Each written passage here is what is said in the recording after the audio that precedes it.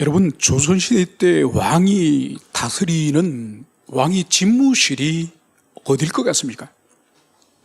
여러분들이 경복궁을 가면은, 이제 경복궁을 들어가면은 그게 광화문을 통과해서 직진해서 쭉 들어가면은 건정전이라고 하는 큰 이 대궐 집이 있습니다. 그 건정전이 이 왕의 집무실이에요. 매일 출근해가지고 건정전 안으로 들어가면은 그게 왕이 앉는 용상이 있죠. 그 용상에 앉아서 조선 팔도에서 올라오는 모든 이 장계와 그리고 의정부를 비롯해서 육조에서 올라오는 모든 공문서들을 논의하고 그리고 거기서 명령을 내리고 지시를 하는 곳이 바로 이 건정전 이 용상에 앉아서 왕이 조선 팔도를 다스리는 거죠. 그러면서 이 건정전을 나오면은 그 앞에 뭐가 있습니까? 이 대궐 마당에, 건정전 마당에 품계석이 쫙 있죠, 그죠? 그래서 정일품, 종일품. 그래서 이 품계석이 쫙 있습니다. 이건 뭔가 하니까 이 왕이 이 대궐 마당에서 집회를 할 때에 이 신하들, 이 만조백관 이 회의를 할 때에 각 벼슬아치들은 자기 품계석 앞에 서게 됩니다. 그래서 종일품은 종일품 품계석 앞에 자기가 딱 서게 되고 정일품은 정일품 자리에 서게 되고 그래서 이 건정전에 가면은 왕이 도대체 국사를 누구와 논의하고 누구와 상의를 하고 그리고 왕주에 누가 포진해 있는지 이것을 건정전에 가보면 알 수가 있습니다. 여러분, 세상 나라를 다스리는 데 있어서도 다스리는 이 궁궐이 있고 이 용상이 있고 그리고 주위에 어떤 신하들이 둘러서 있는지 이것을 볼 수 있는 것처럼 여러분, 하나님께서 이 우주와 만물을 통치하실 때에 하나님의 하늘나라에서 이 사역을 감당하지 않습니까? 여러분은 하나님이 도대체 어떻게 세상과 우주와 만물을 통치하실까, 다스릴까, 이런 호기심을 가져보지 않았습니까? 여러분, 여기에 대한 가장 정확하고 깊은 진리는 요한계시록이었습니다. 물론 다른 성경에도 부분적으로 아주 조각처럼 일부분이 있지만은 이 요한계시록에는 천상의 하나님의 나라와 그 하나님의 나라에서 주님께서 그 보좌에 앉아서 어떻게 세상을 다스리시고 그리고 하나님 보좌에 도대체 누가 주위에 둘러서 있는지 이것은 요한계시록에서 아주 정확하게 드러나 있는 거예요. 그래서 어떤 사람들은 유튜브 같은 데 보면 간증하는 거 들어볼 때에 아주 황당한 것들을 말합니다.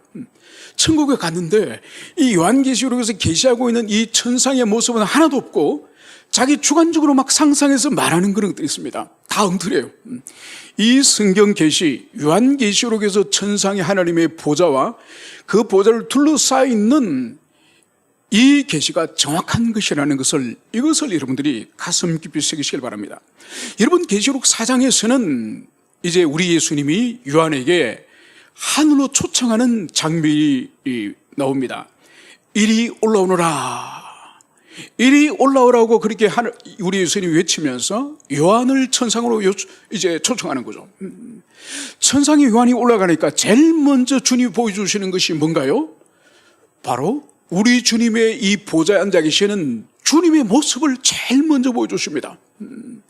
여러분, 주님은 영이시지만은 이 요한의 이해와 그리고 오늘날 우리 인간의 이해를 위해서 주님께서는 보좌에 앉아 계시는 마치 로마 황제가 자신의 보좌에 앉아서 로마 제국 전체를 다스리는 것처럼 우리 주님을 인간의 이해를 돕기 위해서 이 하나님 보좌에 앉아 계시는 모습으로 그렇게 계시를 하는 겁니다. 그리고 또 요한에게 이 주님의 모양을 아주 찬란한 보석의 광채로 녹보석으로 홍보석으로 그리고 벽옥보석으로 그래서 주님의 형상이 아주 찬란한 광채를 뿜는 그런 존재로서 계시하는 거죠. 그러면서 주님의 이 보좌 옆에 누가 있습니까? 무리의 왕관을 쓰고 흰옷을 입은 24명의 장로들이 우리 주님 주위에 둘러싸여 있습니다. 이 24명은 구약의 12지파 그리고 신약의 12사도를 대표하는 신구약 교회의 대표자들입니다. 그리고 또 보좌 주변에 또 누가 있습니까? 바로 사자의 얼굴, 그리고 소의 얼굴, 사람의 얼굴, 독수리 얼굴 한 네 생물, 6날개를 가진 네 생물이 바로 우리 주님 보좌 주위에 둘러서서 찬양을 하는 모습을 이것을 보여주고 있습니다. 그래서 주님은 이러한 이 피조물들과 교회 대표들에 의해서 둘러싸여 있다는 것을 이것을 요한에게 분명히 보여주면서 그들이 밤낮으로 하는 것은 하나님을 찬송하는 거예요. 끊임없이 찬양과 경배를 주님 보좌를 향해서 하는 이 모습을 이 요한에게 보여주는 거죠. 그리고 천상의 모습이 우리 주님이 다스리는 보좌와 천상의 모습이 어떠한 것인지 이것을 요한을 하여금 생생히 보게 하고 그것을 기록하게 하는 거죠. 그러면서 장면이 바뀌면서 이 보좌에 계시는 이분의 오른손에 무엇이 있습니까? 두루마리가 하나 있는 거죠. 그래서 이 두루마리는 봉인이 7개가 되어 있는 이 7개 봉인으로서 단단히 잠겨져 있는 누구도 볼 수 없는 그런 두루마리죠. 그래서 천사가 이 봉인을 하늘과 땅과 이 세상에 누가 이 봉인을 뗄 수가 있느냐. 그런데 아무도 뗄 수 없는 거죠. 여러분, 이 봉인을 뗄 수 없다고 하는 것은 이 두루마리, 봉인된 이 두루마리 속에 무슨 내용이 있는 거니까? 이 세상에 대한 심판과 교회를 향한, 당신의 백성을 향한 구원의 계획이 이 두루마리 속에 있는 거죠. 이 두루마리가 펼쳐져야, 봉인을 떼고 펼쳐져야 바로 세상을 향한, 원수를 향한 심판이 시행되어지고 그리고 교회를 향한 하나님의 구원이 이루어지기 때문에 이 봉인을 떼지 못한다고 하는 것은 하나님의 계획이 이루어질 수 없다는 거죠. 이것을 알고 요한이 통곡을 합니다. 그 90노인이 통곡을 할 때에 장로 중 한 사람이 와서 울지 마라. 바로 이 봉인을 뗄 사람이 있으니 바로 다윗의 뿌리요 그리고 우리 주 그리스도 어린 양이신 그분이 이 봉인을 뗄 것이다. 이 말을 하지 않습니까? 그래서 어린 양이 오셔서 이제 성부 하나님의 오른손에 있는 그 두루마리를 딱 취하시는 거죠. 여러분, 이 봉인된 두루마리를 이제 아버지 하나님께로부터 성자께서 이것을 취한다는 의미가 뭘까요? 여러분, 우리 주님이 처음 이 땅에 오셔서 30에 요단강에서 세례요한에게 세례를 받았지 않습니까? 세례를 받았을 때에 하늘로부터 성령께서 비둘기처럼 우리 주님이 임하셨죠? 이거는 우리 주님이 이 땅에 그리스도로서 당신의 생명을 이제는 버리심으로써 죄인을 구원하시는 그리스도로서 이제 메시아로서 취임한 사건이 바로 요단강에서 세례받으시고 성령 받은 사건이에요. 그런데 아버지 하나님의 이 오른손에 있는 이 봉인된 이 두루마리를 손에 취한다는 것은 뭔가 하니까 이제는 이 봉인된 것을 주님이 떼시고 펼치지 않습니까? 떼시고 펼침으로 말미암아서 이 두루마리 속에 있는 모든 하나님의 심판과 재앙의 사건을 우리 주님이 집행하시고 실행하시는 심판주로서 이제 등극하신다는 의미가 바로 주님이 이 봉인된 두루마리를 취하신다는 의미인 것이죠. 그래서 우리 주님께서는 이제 이 두루마리를 취하셔서 봉인을 하나, 둘, 셋, 6개까지 취하십니다. 6개까지 떼고 그 마지막 6번째 봉인을 떼릴 때 어떤 일이 벌어집니까? 이 우주와 이 전체의 놀라운 이 우주의 대질서가 다 흩어지면서 하늘로부터 거대한 이 산과 같은 그런 불덩이가 땅에 떨어지기도 하고 섬이나 이 산들이 움직이는 엄청난 지각의 변동이 일어납니다. 이것이 바로 하나님의 심판인 것을 알고 이 땅에 살아가던 왕으로부터 비롯해서 아래 노예들까지 모든 사람들이 이제 주님의 재림을 이제는 자각하고 그들이 어떻게 합니까? 산으로 숨고 동굴로 숨습니다. 그러면서 하나님의 이 진노의 얼굴이 너무너무 두렵고 공부스러워서 어떻게 그들이 외칩니까? 차라리 산이여 바위여 우리 위에 떨어져서 차라리 우리를 산과 바위가 우리를 찍어서 죽이다오. 그렇게 할 정도로 재림하시는 주님과 우리 하나님 아버지의 두려운 공포스러운 얼굴 앞에 그들이 전율을 느낍니다. 그러면서 마지막에 메시지가 바로 뭔가 하니까 진노의 큰 날이 이르렀으니 누가 능히 서리오. 바로 아버지와 이 성자 예수님이 이제 심판주로 이 땅에 임하셔서 그분이 진노하실 때에 그분이 진노 앞에 누구도 그 앞에 설 수 없다고 하는 이 절규로서 이 6장이 마지막 끝납니다. 그러면서 이 7장 이제 6번째 인이 끝났으면은 7번째 인이 뗄 것으로 우리가 예상을 하는데 그렇지 않아요. 일곱째 인은 8장에 가서 이것이 떼어지게 됩니다. 그래서 6장과 8장 사이에 있는 이 7장은 뭐냐? 우리가 연극을 보면은 오늘 이 연극은 5막짜리야.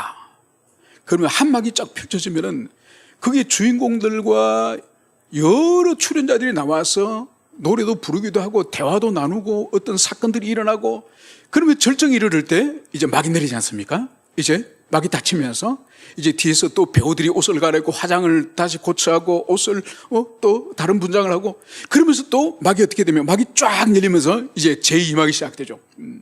그래서 막과 막 사이의 연극에 이 막간이 있는 것처럼 이 계시록 7장은 6장과 8장 사이의 막간이 바로 이 7장이요. 이 7장에 어떤 계시가 있는지 이것을 살펴보겠습니다. 그것은 바로 6장 제일 마지막에 이 진노의 큰 날에 누가 능히 서리오, 이 부르짖음에 대한 답변이 바로 이 7장이요. 이제 본문으로 들어가도록 하겠습니다. 오늘 본문은 이 일 후에 내가 보니, 바로 이 일은 지금까지 6째 인을 뗐을 때의 그 사건들을 말합니다. 그래서 6째 인을 뗀 이후에 이제 요한이 또 다른 장면을 본 것입니다. 오늘 7장 1절에서는 내 천사가 내 모퉁이에 선 것을 보니 땅의 사방의 바람을 붙잡아 바람으로 하여금 땅에나 바다에나 각종 나무에 불지 못하게 하더라. 여러분, 천사가 이 세상의 내 모퉁이, 여러분, 내 모퉁이는 동서남북을 말합니다. 이 동서남북의 이 정방향이 아닌 이 모퉁이, 이 구석, 여기로부터 서서 지금 땅에 바람이 모퉁이로부터 불어오는 이 바람을 천사들이 붙잡고 있다는 거예요. 여러분, 정방향은 좋은 것이에요. 동서남북 정방향은 좋은 건데 정방향이 아니라 이 모서리로부터 불어오는 이 바람은 좋은 바람이 아니에요. 그리고 이 바람은 지금 이 바람이 어디를 향해서 불고 있죠? 이 바람이 땅과 바다와 각종 나무에, 여러분, 땅과 바다와 이 나무는 이제 인재앙이 끝나고 나서 나팔 재앙과 대접 재앙이 이 땅에 쏟아질 때에 집중적으로 이제 그 재앙이 쏟아져 붙는 곳이 바로 땅과 바다와 나무들이요. 이 자연 세계 하나님의 진노가 이제 쏟아지는 것이 이 나팔과 대접입니다. 그래서 여기서 땅과 바다에 바람이 불지 못하도록 천사들이 붙잡고 있다고는 이 의미는 뭔가 하니까 바로 하나님의 이 심판이 이제 지연되도록, 바로 시행되지 않고 지금 유예되고 멈춰지도록 천사들이 이 바람을 붙잡고 있다고 하는 이 모습을 여기서 기술을 하고 있습니다. 여러분, 하나님이 지금 모든 심판과 재앙을 이 땅에 쏟아부을 준비가 주님에게서는 다 된 거예요. 다 됐지만은 주님께서 무슨 이유인지 지금 이 심판을 바로 시행하지 않고 이 6장에서 8장 사이 7장에서 지금 바람을 붙잡도록 천사들에게 명하였다는 것을, 이것을 볼 수 있습니다. 여러분, 이것은 이 세상에 현상적으로 어떻게 보이느냐? 여러분, 이것은 현상적으로 이 세상이 매우 혼란스러운 것처럼 보입니다. 악인들이 왕노로 타는 것처럼 보입니다. 하나님이 진작 나서서 악인들을 제거하시고 심판하시고 질서를 바로잡으시고, 여러분, 우리 이러기를 항상 바라지 않습니까? 그런데 주님이 악을 방치하는 것 같기도 하고 무질서를 방치하는 것 같기도 하고, 여러분, 주님 마치 계시지 않는 것처럼 이 세상의 혼란을 주님께서 내버려 두시는 것처럼 이런 것을 느낄 수가 있습니다. 여러분, 이것이 바로 주님 편에서는 바람을 지금 천사들에게 잡고 있게 하는 거예요. 즉각적으로 심판해버리고 우리의 삶의 어떤 죄된 모습을 따라 바로바로 우리를 죽이고 우리를 심판해버리면, 여러분, 이 세상에 살아남을 수 있는 사람이 누가 있겠습니까? 우리 자신을 비롯해서 이 세상의 모든 사람들이 그때 우리가 불순종하고 그때 죄를 지을 때마다 하나님의 이 심판이 우리에게 쏟아지면은 이 땅에 살아남을 수 있는 사람은 아무도 없습니다. 그래서 우리가 눈으로 볼 때는 이 세상이 혼란스럽고 악이 창궐하고 하나님이 방임하시는 것 같고, 여러분 그렇지만은 하나님 편에서는 인내하시는 거예요. 기다리시는 거예요. 그럼 기다리시면서 주님이 무엇을 하시느냐?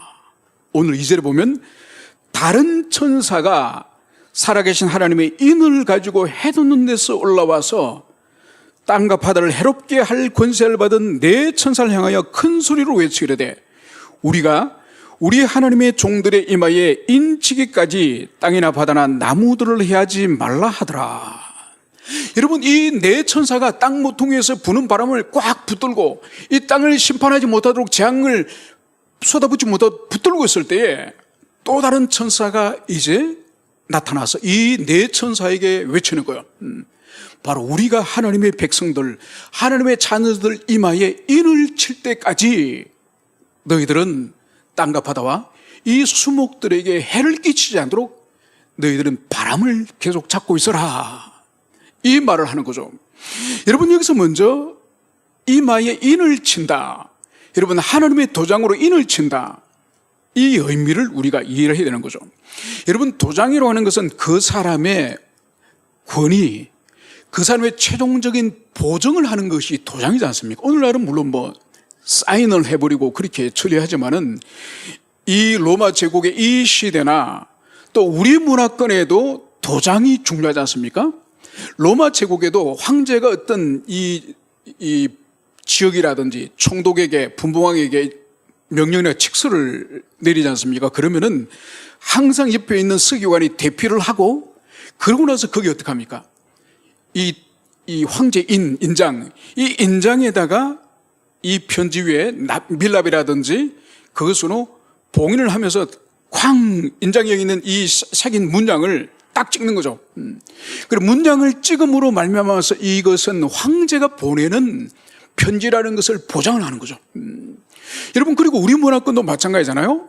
여러분, 왕이 등극을 하면은 전임 왕으로부터, 전임 왕이 죽거나 안 그러면 살아있을 때 물려받는 것이 뭐죠? 반드시 이것을 물려받아야 왕의 정통성이 있습니다. 이거 없으면 왕 아닙니다. 뭐죠? 옥새죠, 옥새. 이 옥새를 반드시 아버지가 죽으면서 이제 아들 왕에게 물려줘야 되는 거죠. 여러분, 지금도 법인이라든지 이런 사람들이 은행에 통장을 만들 때는 사인 안 됩니다. 지금도 법인이 통장을 만들고 하면은 반드시 법인 인감을 가져가야 돼요. 인감 도장을 가져가야 됩니다. 그래서 이 도장을, 하나님의 도장을 하나님 백성들의 이마에 이 천사가 찍고 다닌다는 거예요. 여러분, 하나님의 이 천사가 하나님의 도장을 머리에 이마에 찍는다는 이 의미가 뭘까요? 이것은 뭔가 하니까 복음을 전파하여서 누군가 그리스도 예수를 복음을 듣고 영접을 하지 않습니까? 영접을 하면은 그 사람에게 이제 성령을 주님께 주셔서 그 사람은 영원히 하나님의 자녀로 살아가게 하지 않습니까? 여러분, 그것이 바로 복음을 전파하고 누가 그것을 믿고 그리고 주님을 영접하고 그리고 성령을 보내주시고, 여러분, 이게 바로 그 사람에게 도장을, 하나님의 도장을 찍는 거예요. 그래서 도장을 찍는 의미는 첫째는 너는 내 소유다. 너는 내 도장이 찍혔기 때문에 내 소유다. 두 번째는 내 소유이기 때문에 내가 책임진다. 내가 지킨다. 내가 다 필요한 것을 내가 공급해주고 내가 너 인생을 책임진다. 여러분, 이것이 도장을 찍는다 의미예요. 그래서 여기서 어떤 천사는 바람을 붙들고 있고 어떤 천사는 다니면서 하나님의 백성들의 이마에 도장을 찍고 다니는 거예요. 언제까지? 종말할 때까지.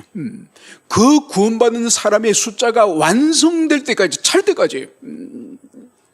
그러면서 이제 이 하나님께서는 이 도장의 인침이 다 있을 때까지 이 바람을 붙들고 있는 이 모습을 볼 수 있습니다. 그때 오늘 요한이 인친 사람의 숫자를 이제 소리를 듣게 됩니다. 오늘 4절에 보면 내가 인침을 받은 수를 들으니 이스라엘 자손의 각 지파 중에 인침을 받은 자들이 14만 4천이니. 여러분, 요한이 인친 사람의 숫자가 하나님이 예정하신 수가 14만 4천 명이라는 것을, 이것을 들었던 거예요. 여러분, 이것은 요한계시록에서 유명하고 우리가 성경 전체에서도 이 14만 4천이라고 이 숫자가 유명하지 않습니까? 여러분, 이것은 우리가 분명히 잘 이해해야 됩니다. 물리적 숫자를 말하는 것이 아니에요. 그죠? 성경 속에 있는, 특히 요한계시록에 있는 수는 은유와 상징으로서 이해를 해야 됩니다. 그래서 요한계시록에 특별히 3, 4, 6, 7, 10, 12, 24, 1000, 여러분 다 이것은 은유와 상징으로 해석해야 이 의미를 바르게 알 수 있지, 이 14만 4천도 물리적 숫자로서 14만 4천 명만이 구원받는다 이렇게 말하면 안 된다는 거예요. 그러면 이 수는 도대체 뭐냐? 이것은 구약의 12지파와 신약의 12사도 곱하기 또 1000, 그래서 14만 4천이에요. 그래서 이것은 신구약의 모든 참된 교회의 숫자기도 하고 새 이스라엘의 숫자기도 하고 하나님의 자녀들의 총수를 이렇게 14만 4천이라고 하는 이 상징적 숫자인 것을, 이것을 여러분들이 기억을 하시길 바랍니다. 그러면서 오늘 요한은 9절에서 2일 후에 내가 보니, 또 장면이 바뀌면서 각 나라와 족속과 백성과 방언에서 아무도 능히 셀 수 없는 큰 무리가 나와.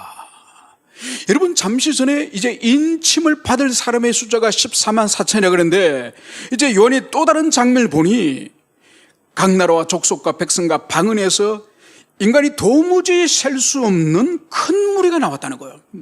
여러분, 이 무리는 누굴까요? 이 무리는 인종과 국가와 민족과 언어를 초월하는 모든 나라와 민족에서 참된 교회가 있음을, 이것을 말씀하고 있는 거죠. 그래서 이 수는 능히 인간이 헤아릴 수 없는 큰 무리라는 것을, 이것을 볼 수 있습니다. 여러분, 이 사람들은 바로 천상의 교회를 말합니다.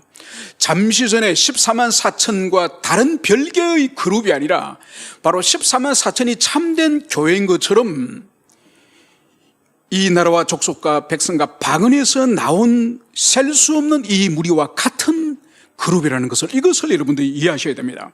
그래서 이것은 다른 별개의 무리가 아닌, 그래서 이들의 이 근거가 뭐냐? 여러분, 창세기 13장 6절에서 하나님은 아브라함에게 이렇게 말씀하셨습니다. 내가 네 자손이 땅에 티끌같이 되게 하리라. 그리고 주님께서는 15장, 창세기 15장 5절에서는 아브라함에게 또 이렇게 말씀하셨습니다. 하늘의 무뼈를 네가 셀 수 있느냐? 네 자손이 이와 같으리라. 이제 하나님께서는 이 아브라함의 후손, 이 아브라함의 영적 후손인 이 참된 교회, 이들이 하늘의 별처럼 무수한 존재일 것임을 말씀합니다. 그리고 창세기 32장 12절에서 또 주님은 말씀하십니다. 네 씨로 바다의 모래와 같이 많게 하리라. 여러분, 바다 모래를 어떻게 헤아릴 수 있겠습니까? 그래서 이 모든 이 의미는 오늘 여기서 등장하는 아무도 능히 셀 수 없는 큰 무리가 나온 이 말씀을 의미한다는 것을, 이것을 볼 수 있습니다. 그러면서 오늘 이 흰옷을 입은 이 무리들의 특징을 이렇게 말하고 있습니다. 흰옷을 입고 손에 종려나무 가지를 들고, 여러분, 헬 수 없이 이 많은 사람들이 모두 하얀 깨끗한 옷을 입고 있다는 것. 깨끗한 옷을 입었을 뿐만 아니라 손에 종려나무 가지를 들고 있는 거, 종려나무 가지. 그래서 이 흰옷을 입었다는 의미와 종려나무 가지를 들고 있다는 이 의미를 우리가 해석을 해야 되는 거죠. 여러분, 흰옷은 순결을 의미하지 않습니까? 그리고 흰옷은 이미 승리한 사람, 이 지상에서 죄와 세상과 사단과 싸워서 이제 승리한 사람들이 입은 옷이 흰옷이에요. 그리고 흰옷은 순결함, 거룩함, 구별됨, 이 의미가 이 흰 옷 속에 있지 않습니까? 그리고 이 사람들이 손에 종려나무 가지를 들고 있는 이 의미 또한 고대 시대 때 전쟁에서 이제 장군들이 승리하고 이제 귀환할 때, 개선할 때 백성들이 그 승리한 개선 장군을 맞이할 때 이 종려나무 가지를 들고 환영을 하면서 맞이하지 않습니까? 그래서 이 흰 옷을 입고 종려나무 가지를 들고 흔드는 이 무리는 지상의 모든 영적 전쟁을 승리하고 이 전쟁에서 이긴 그런 하나님의 백성, 참된 교회가 이제 흰옷을 입고 이 종려나무가지 승리를 노래하는 이 모습이라는 것을 여기서 볼 수가 있습니다. 그러면서 여기서 우리가 볼 수 있는 것이 이 구절에서 주의 깊게 우리 보면은 아무도 능히 셀 수 없는 큰 무리가 흰옷을 입고 보좌 앞과 어린 양 앞에 서서, 여러분, 이 흰옷을 입은 이 무리들이 하나님의 보좌 앞과 어린 양 예수님 앞에 섰음을, 이것을 말씀하고 있습니다. 여러분, 우리가 6장 마지막 구절 6장 17절을 우리가 읽고 시작을 했지 않습니까? 그 구절이 뭐였습니까? 우리 주님의 얼굴과 하나님 아버지 얼굴과 어린 양의 얼굴에 이 진노가 너무 두려워서 사람들이 스스로 죽기를 자청하면서 도대체 이분들 앞에 우리가 어찌 서리야. 여러분, 그렇게 그들이 절규했지만은 오늘 이 본문을 보십시오. 이 아무도 살 수 없는 이 큰 무리들이 흰옷을 입고 바로 하나님의 보좌와 어린 양 앞에 당당히 서 있는 이 모습을 여기서 볼 수 있습니다. 여러분, 이것은 우리에게 무엇을 보여주는 겁니까? 어떤 사람에게는 하나님의 얼굴과 하나님의 보좌가 공포 자체가 될 수 있고, 어떤 사람에게는 하나님의 얼굴과 하나님의 보좌가 너무너무 바로 그분을 배우는 것이 기쁨이고, 그분이 배우는 것이 그 사람에게 지복이라는 것을, 이것을 볼 수 있는 거죠. 그래서 하나님의 얼굴과 성자 예수님의 얼굴을 공포스럽게 바라보면서 죽기를 자청했던 사람과 대조되어지는 바로 오늘 이 사람들은 어떤 사람들입니까? 우리 주님 앞과 이 보좌 앞에서 바로 주님 앞과 보좌 앞에 당당히 서 있는 이런 사람이라는 것을, 이것을 볼 수 있습니다. 여러분, 이것은 오늘날 우리에게도 지상에서도 마찬가지입니다. 교회 안에서도 마찬가지예요. 여러분, 교회 안에서도 하나님을 사랑하고 그분을 경유하고 그분과 사이에 서서 모든 죄와 허물들을 항상 참여하고 불순종을 참여하고, 그래서 그분에게 모든 용서함을 받은, 사유함을 받은 사람에게서는 하나님이 공포와 두려움에 끄리낌의 대상이 아니에요. 그래서 찬송할 때도 너무 기쁘고, 찬송할 때도 감사하고, 기도할 때도 너무나도 기쁘고, 예배 들어가는 것이 기다려지고. 여러분, 그래서 신앙이 좋은 어린아이들은요, 어린아이들은 참 어른들보다 더 솔직하고 그 아이들은 정직합니다. 그래서 어떤 아이들은 이 주일날 입는 옷이 따로 있습니다. 그 옷을 객해가지고 머리맡에 잘 때 두고 자는 애도 있습니다. 그래서 왜 그 옷은 안 입느냐? 이건 주일날 주님 앞에 입는 옷이래요. 그럼 저 일주일 내에 자기가 주일날 입을 옷을 딱 머리맡에 객해두고 주일만 오기를 기다리는 거죠. 여러분, 그런 아이들은 우리 어른보다 훨씬 더 순수하게 주님을 사랑하고 주님을 배우는 그 예배를 삼하고 있고, 여러분, 그런 아이를 주님께서 만나주시는 거죠. 그러나 신앙생활을 하고 교회에서 직분을 가지고 또 사역을 하고 그런다 할지라도 자기 속에 죄가 있고, 죄가 있으면은 하나님이 자신을 받아주지 않는다는 걸 자기가 알기 때문에 주님이 두려운 거예요. 주님 앞에 나가는 것이 망설여지는 거예요. 예배가 싫은 거예요. 여러분, 그래서 오늘 여기서 보여주는 어떤 사람에게는 주님의 이 얼굴이 공포 자체일 수도 있지만은, 오늘 어린 양과 보좌 앞에서 이 큰 무리가 흰옷을 입고 바로 그분 앞에 서 있는 이 아름다운 이 모습을 여러분들이 마음에 품으시기 바랍니다. 그래서 여러분들이 이 영혼의 상태, 신앙의 상태가 스스로 측정할 수 있는 가장 좋은 것 중에 하나가 하나님 앞에 예배할 때에, 기도할 때에, 찬양할 때에 내가 끓이게지는가, 아니면 내가 그분 앞에 나가는 것이 너무 기쁨과 감사인가, 이걸 스스로 자기 영혼의 바로메트로 여러분들이 측정해 보시길 바랍니다. 그러면서 오늘 14절에서는 이제 장로 중에 한 사람이 오늘 요한에게 질문합니다. 이 흰옷을 입은 사람이 누구며 어디서 왔는가? 여러분, 이 장로는 지금 이 흰옷을 입은 사람들의 정체와 그들이 어디로부터 나왔는지를 모르기 때문에 지금 요한에게 물어보려고 하는 것이 아니에요. 요한에게 이 흰옷을 입은 사람들의 이 정체에 대하여서 정확하게 가르쳐주기 위해서 오히려 요한에게 질문의 방식으로서 지금 물어보는 것이죠. 그러면서 오늘 장로는 14절에서 이 질문에 대해서 스스로 답변합니다. 이는 큰 환난에서 나오는 자들이되 어린 양의 피에 그 옷을 씻어 희게 하였느니라. 여러분, 흰 옷을 입은 모든 이 사람들은 큰 환난에서 나왔다는 거예요.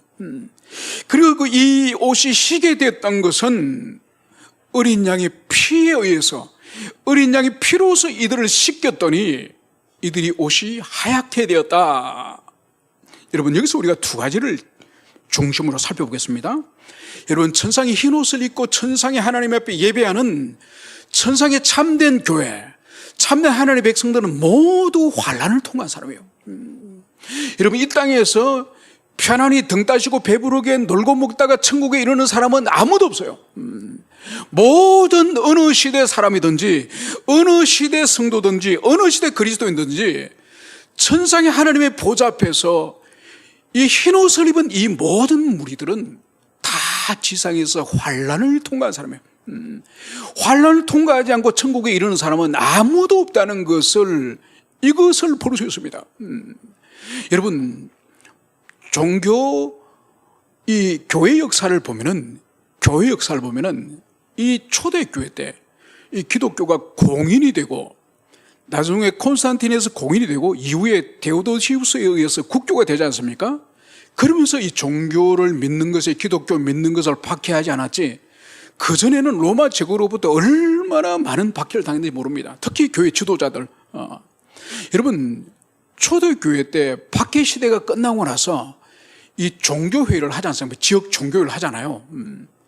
종교회의를 갔는데 그 종교회에 모였던 각 지역의 주교들의 모습이, 어떤 주교는 한쪽 눈이 뽑혔고, 어떤 주교는 팔이 잘렸고, 어떤 주교는 목발을 짚고 다리가 잘려서 오고, 그러니까 거기 모인 사람이 다 장애투성이에요. 다 로마 제국이 고문을 하면서 눈을 뽑아버렸고, 혀를 뽑아버렸고, 팔을 잘라버렸고, 다리를 잘라버렸고. 여러분, 그런 사람들이 초대교회 때는 교회를 이뤘던 거예요. 교회 지도자들이었어요. 영광을 받는 사람들이 아니었어요. 그래서 오늘 흰옷을 입은 이 모든 사람들이 지상에서 고난을 당하고 고난을 통과한 사람이었다, 이 말씀을 여기서 하고 있는 거죠. 여러분, 그래서 바울도 사도행전 14장 22절에서 에베소 교회 장로들을 이제 이별하면서 이렇게 말씀을 하죠. 우리가 하나님의 나라에 들어가려면 많은 환난을 겪어야 하리라. 여러분, 하나님 나라에 들어가기 위해서는 많은 환난을 피해서 들어가는 것이 아니에요. 여러분, 환난을 면해서 들어가는 것이 아니에요. 환난을 겪어야 이 천국으로 들어갈 수 있는 이 자격이 주어짐을 바울 사도는 자신이 온몸을 통하여 겪었고, 마지막에는 자기 목이 베어짐을 통해서 그것을 완성하지 않았습니까? 그래서 여러분, 천국은 환난과 고난을 통과하는 사람들이 들어가는 곳임을, 이것을 오늘 이 장로가 오늘 요한 사도에게 말씀하고 있는 이것을 볼 수가 있습니다. 여러분, 그래서 이 땅에서 우리가 환난과 고난을 당하는 것을 이상하게 생각하지 마세요. 이상하게 생각하지 마시고, 이것은 천국으로 들어가는 반드시 절차와 과정 중에 하나이다, 이것을 여러분들 생각하시고 환난과 고난을 기꺼운 마음으로 그것을 받아들이시는 여러분 되시길 축원합니다. 그러면서 오늘 이 15절에 따르면 흰옷을 입은 자들이 보좌 앞에서 밤낮으로 하나님을 섬길 때에 하나님께서 그들 위에 장막을 치셨다고 말씀하고 있습니다. 여러분, 이들이 하나님을 섬길 때에 하나님이 그들 위에 장막을 치셨다고 하는 이 의미가 뭘까요? 여러분, 이것은 구약의 의미를 이해할 때에 장막을 치셨다고 하는 이 의미를 정확하게 깨달을 수가 있는 거죠. 여러분, 장막을 치는 이 의미는 이스라엘 백성들이 출애굽과 광야 시대에 그들이 광야를 통과하면서 하나님이 이스라엘 백성들 가운데 그 가운데 함께 거주하시지 않습니까? 하나님이 거주하시는 방식은 이스라엘 백성들의 이 천막촌, 이 텐트촌 한가운데에 물돼지 가죽으로 만든 이 성막이라 불리는 이 검은 이 검은 텐트에 주님이 거하셨지 않습니까? 그걸 일차적으로 말하는 거예요. 그래서 이스라엘 백성들의 이 광야의 천막촌의 한가운데 주님이 이스라엘 백성과 함께 사셨던 그 광야의 성막을 먼저 우리가 기억을 하면서 이 그들 위해 장막을 친다는 의미는 하나님이 내가 너희와 함께 있겠다, 내가 너희와 함께 살겠다, 너희와 함께 내가 동거하겠다, 이런 의미가 바로 주님이 그들 위해 장막을 치신다는 이 의미인 것을, 이것을 여러분들이 분명하게 기억을 하셔야 됩니다. 그리고 이제 주님께서는 이제 이 장막을 치시고 무엇을 하느냐, 이제 그들로 하여금 줄이지도 않고 목마르지도 아니하고 해나 뜨거운 기운에 상하지도 않고, 여러분 이 말씀 또한 출애굽의 이 광야의 생활이 일차적으로 이미지를 빌려온 거예요. 그래서 광야의 40년 동안에 이스라엘 백성들이 농사를 지었습니까? 아니면 사냥을 해서 먹었습니까? 여러분 광야에는 아무것도 없습니다. 아무것도 없는 돌과 바위밖에 없는 곳이 이 광야지 않습니까? 그런데 아침마다 일어나면은 광야의 그 들판에 무엇이 있습니까? 하늘로부터 만나가 땅에 모든 사람들이 먹고 남을 정도로 만나가 쌓이는 거죠. 그리고 목이 마르면 주님이 어떻게 하셨습니까? 반석을 쳐서 반석에서 생수를 주님께서 내주셔서 그들에게 목마르지 않게 하셨습니다. 여러분 그들이 또 고기가 너무 먹고 싶어서, 우리가 애굽에서는 고기를 먹었는데 이 광야에서는 고기를 먹지 못하고 그렇게 불평했어요. 하나님이 어떻게 하셨습니까? 광야로 바람의 메추리를 몰고 와서 그 광야의 그 땅바닥에 메추리를 떨어지게 해서 정말 배불리 메추리를 먹게 하지 않으셨습니까? 여러분 낮에는 이 이스라엘 그 지역이 낮에는 45도 50도까지 올라가요. 얼마나 더운지 모릅니다. 여러분 어떻게 하셨습니까? 주님께서는 그들에게 낮에는 그 빽빽한 구름으로 하늘을 뒤덮어서 시원한 그늘막을 만들어 주시고, 밤에는 기온이 50도 40도 되는 그 땅이 10도 이하로 떨어져요. 일교차가 40도씩 떨어집니다. 그때 주님께서는 이 낮에 구름기둥이었던 그 구름기둥이 불기둥이 되어서 이스라엘 민족 전체를 따뜻하게 데워주는 그런 역사를 주님이 40년 동안 그 일을 하지 않으셨습니까? 그래서 오늘 여기서 주님께서는 줄이지도 않고 목마르지도 않고 해나 뜨거운 기운에 상하지 않고, 여러분 이것은 광야 이스라엘 백성들을 어떻게 주님께서 그들을 돌봐주셨는지 이것을 여기서 말씀을 하고 있습니다. 그런데 이것은 더 근본적으로 이 요한계시록을 받는 그 시대의 그리스도인들, 그들 향해서 주님이 또한 주시는 말씀이죠. 그게 바로 뭐죠? 예수를 믿는다는 것 때문에, 예수를 믿는다는 것 때문에 로마 시대 때 이때는 직장을 가질 수 없습니다. 사업을 할 수 없습니다. 왜냐하면 황제에게 절하였고 황제를 숭배한 사람들에게 정명서를 발급하거든요. 그 정명서를 가진 사람만이 이 사업자 길드, 조합, 그 상인 길드 속으로 가입을 해서 물건을 살 수도 있고 물건을 팔 수도 있는 거예요. 이 우상 숭배, 이 정명서가 없는 사람은 취직도 못하고 사업도 못하고 무역도 못하고, 여러분 그 사회 철저하게 소외되는 가난한 사람으로 살아가는 거예요. 그게 바로 2000년 전 초대 교회의 예수 믿는 사람들이 차별당했던 그러한 끔찍한 가난 속에 살아갔던 그런 실존이에요.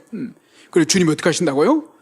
내가 너희를 줄이지도 않고 목마르지도 않게 하겠다. 이제 이 천상에서 모든 것을 주님께서 이제는 갚아 주시겠다고 하는 이 말씀을 여기서 하고 있습니다. 그러면서 마지막 이제 17절에서는 오늘 이렇게 말씀하고 있습니다. 보좌 가운데 계신 어린 양이 그들의 목자가 되사 생명수 샘으로 인도하시고 하나님께서 그들의 눈에서 모든 눈물을 씻겨줄 것이다. 이제 보좌 가운데 계신 어린 양은 이제 이 교회의 참된 목자가 되어서 이제 양들을 모두 생명수 샘으로 인도하여서 그 생명수를 마실 수 있도록 양들을 인도할 것을 말씀하고 있고, 이제 보좌 앉으신 하나님은 뭘 하시냐? 이제 그들의 눈에 모든 눈물을 씻겨주시는 이 일을 성부께서 행하실 것임을 이것을 여기서 말씀하고 있습니다. 여러분, 이것은 6장 17절 6장 마지막 구절에서 하나님의 진노의 얼굴과 성자 그리스도 예수 어린 양의 진노의 얼굴을 두려워하면서 공포에 떨고 있던 이들과 너무나도 대조되지 않습니까? 바로 주님은 보좌 가운데서, 그리고 어린 양께서 그 주위에 둘러싸고 있는 이 흰옷을 입은 이 헛한 무리 이들 향해서 어떻게 하십니까? 먹을 것을 주시고 마실 것을 주시고 하늘의 태양으로부터 상하지 않게 이들의 모든 필요를 채워주시는 생명수로 인도하시는 그런 분이 될 것임을 이것을 여기서 말씀하고 있습니다. 여러분, 그래서 주님이 오시고 우리가 주님을 다시 배울 때에 이 세상은 주님을 향해서 공포를 느끼는 사람들과 주님이 모든 것을 채우시고 모든 것을 먹이시고 공급해 주시는 주님의 극진한 사랑을 입는 이 두 부류의 사람으로 나뉠 것임을 이것을 오늘 말씀하고 있습니다. 우리는 어디에 속할까요? 여러분은 어디에 속하십니까? 바로 우리는 주님의 얼굴과 주님의 손길에 한없는 위로와 한없는 안식과 한없는 쉼을 누리는 주님의 어린 양이 모두 되시기를 축원합니다. 함께 우리 기도하시겠습니다. 이 시간 우리 기도할 때에 오늘 6번째 인을 떼고 7번째 마지막 인을 떼기 전에 오늘 이 막간에 무슨 일이 일어났습니까? 바로 나팔제왕과 대접제왕을 준비하고 있는 그 지상에 이 하나님의 진노가 쏟아붓기 직전에 하나님께서는 이 바람을 붙잡도록 이 심판을 유예하고 심판을 미루도록 오늘 주님께 천사들이 말하지 않았습니까? 그래서 하나님은 지금도 우리를 향하여 바로 심판하지 않으시고 바로 이 세상을 벌주지 않으시고 얼마나 오래 참으시고 인내하시고 우리가 돌아오기를 기다리시는 그 좋으신 분이신지 오늘 말씀하고 있습니다. 그러면서 오늘 주님께서는 흰옷을 입은 이들을 향해서 이들은 큰 환난을 통과한 그런 사람인 것을 오늘 말씀하셨습니다. 우리가 이 땅에서 어떤 형태의 환난과 고난을 당할 때에 이것은 하나님 백성으로서 당연히 당하고 천국으로 들어가는 사람의 당연히 절차와 과정이라는 것을 이것을 여러분들이 굳세게 믿어야 됩니다. 그 환난과 고난을 당할 때 절망하거나 인생을 낙심하고 포기하는 것이 아니라 내가 천국으로 들어가기 위한 하나의 절차를 내가 밟고 있구나, 이것을 생각하시면 더욱더 주님을 간절히 여러분들이 붙들으시고, 그리고 주님께서는 우리 위에 장막을 치시면서 모든 우리의 결핍과 필요를 채우시고 우리 눈에 눈물을 닦아주실 분이심을 이것을 분명히 말씀하고 있습니다. 우리 이 말씀을 굳세게 믿으며 이 땅에 우리가 죄와 싸우기를, 또 세상과 싸우기를, 우리 안에 있는 악한 욕망과 싸우기를 멈추지 않고 주님의 이 위로하심까지 끝까지 우리 또한 달려갈 수 있도록 그 힘을 주시도록 우리 한번 간절히 기도하시겠습니다. 기도합시다. 아버지 하나님, 오늘 저희들이 6번째 인을 떼고 7번째 인을 떼기 전에 오늘 주님 이 막간을 통하여서 하나님께서 어떤 은총을 베풀어 주셨는지 오늘 이것을 살펴봤습니다.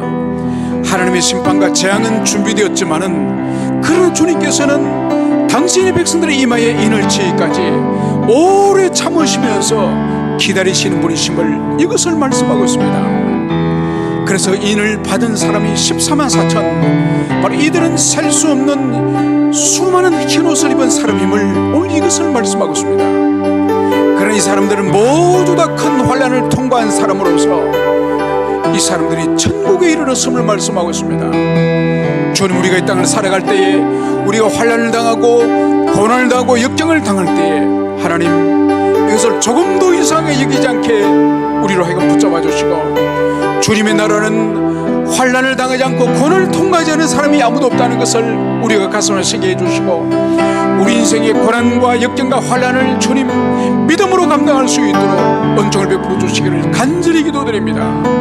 주님, 흰옷을 입은 이들 향해서 주님께서는 장막을 치시고 이들에게 주님 먹이게 하시고 마시게 하시고 해를 당하지 않도록 주님께서 붙잡아 주시고, 그리고 더 나아가서 이들의 주님 눈에 눈물을 씻겨주시는 분이심을, 생명수샘으로 인도하시는 분이심을 우리가 붙들고 우리가 주님 아버지와 주님 우리 주 성자 그리스도 예수 어린 양을 의지할 수 있도록 역사해 주시기를 간절히 기도드립니다. 주님이 우리로 하여금 고난을 이길 수 있는, 유혹을 이길 수 있는 힘을 주시옵소서, 믿음을 주시옵소서. 우리로 하여금 주님 앞에 정결한 신부로서, 정원한 신부로서 주님 살아갈 수 있는 순결함을 주시옵소서, 거룩함을 주시옵소서. 오 주님, 저희들의 은총을 베풀어 주시기를 간절히 기도드립니다. 아버지 하나님, 오늘 저희들이 6번째 인과 7번째 인 사이의 막간의 말씀을 살펴봤습니다. 주님께서는 이 땅을 적극적으로 심판하실 수도 있지만은 천사들로 하여금 바람을 붙들게 하심으로 당신의 진도를 억제하시면서 하나님의 예정된 백성들의 이마에 인치기까지 그 장을 멈추시기를 주님 바라십니다. 우리의 행실대로, 우리의 범죄대로 갚지 않으시고 오래 참으시고 인내하시는 아버지 하나님을 우리가 더욱더 사랑해야 하시고, 우리 주님이 기뻐하시는 삶을 살게 하시고 우리 주님이 기뻐하지 않는 삶을 우리가 끊어버리고 버릴 수 있는 은혜의 힘을 주시기를 간절히 기도드립니다. 14만 4천은 곧 흰옷 입은 무리들이오니 이들은 큰 환난을 통과했다고 말씀하고 있습니다. 아버지 하나님, 우리 인생의 고난과 기근과 환난이 다가올 때에 천국 백성들이 당한 마땅한 일임을 우리가 기억하게 하시고 그 속에서 낙담하거나 좌절하거나 우리가 피가 나지 않도록 은총을 베풀어 주시고 끝까지 주님을 붙들고 주님 앞에 매달릴 때 우리 눈에 눈물을 씻기시고 우리를 생명수샘으로 인도하시고 우리를 먹이시고 입히시고 마시게 하시는 분이심을 우리가 굳세게 붙잡을 수 있도록 은총을 베풀어 주시옵소서. 우리가 얼마나 연약한지 주님 아십니다. 우리가 얼마나 넘어지기 쉬운 존재인지, 우리가 너무나 주님 어리석은 존재인지 아십니다. 주님 우리를 붙잡아 주시고 우리를 하려면 끝까지 주님의 날이 이를 때까지 우리가 주님 나오되지 않도록 주님 붙잡아 주시기를 간절히 기도드립니다.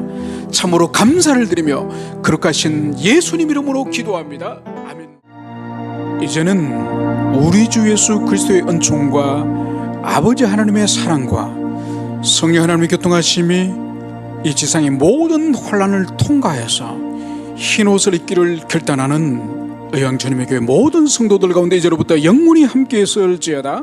아멘.